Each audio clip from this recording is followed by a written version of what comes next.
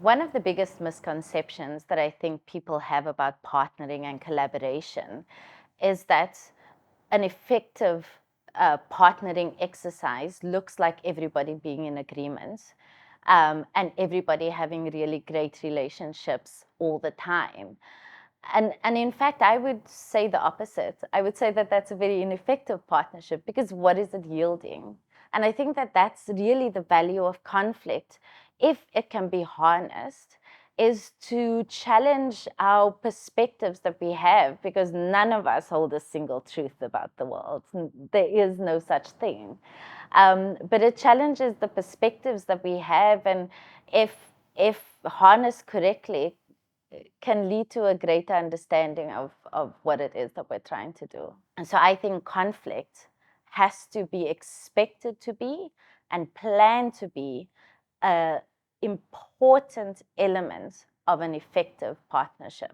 Leaning into that conflict as an important element that you look for to say this partnership is working, I think that there's real strength in that.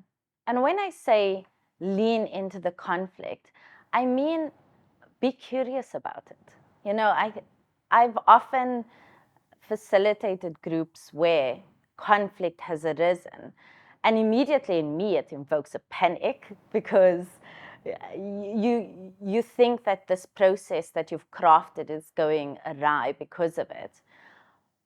But when you lean into it and you say, I see this conflict, what's that about? Let's talk about that. And suddenly there's so much more ideas and perspectives that get brought up, and you kind of see that the conflict isn't a space of conflict necessarily. It's a space of maybe a choice of how we use words. Our words may be different. It may be two parts of the same perspective that's being brought up that enriches that perspective.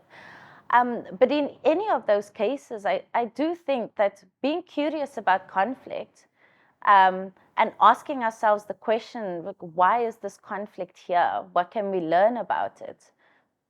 That's magic.